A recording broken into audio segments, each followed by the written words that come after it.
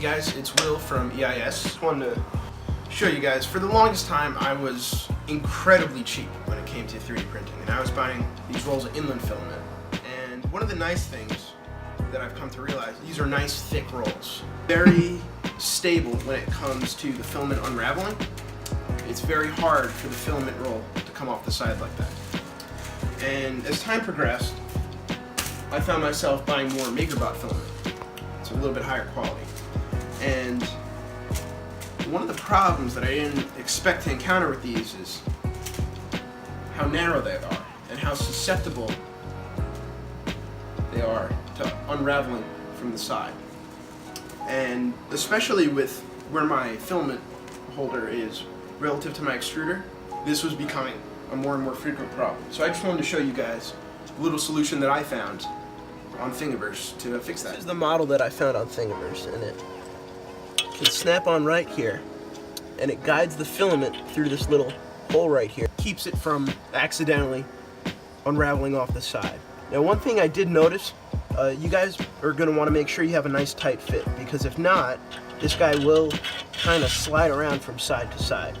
So what I did was I took a little sticky putty and I put it right on the bottom. You don't need a whole lot, a little will hold.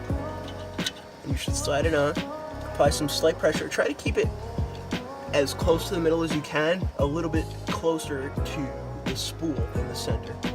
So you're going to want to push that on nicely. So I have this spool of black MakerBot PLA right here, and you'll see that when it comes to putting it in the extruder, it's kind of on this angle right here.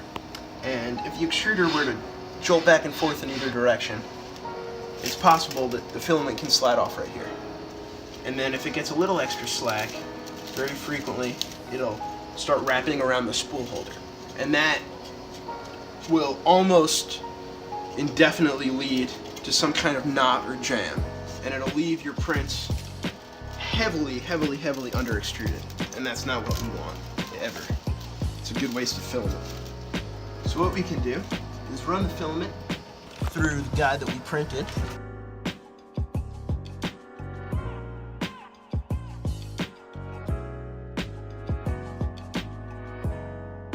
Now you can see that the filament is making a much better angle relative to the spool, and it's much less prone to coming off because it's coming upward first, and it's more in line with the shape of the spool.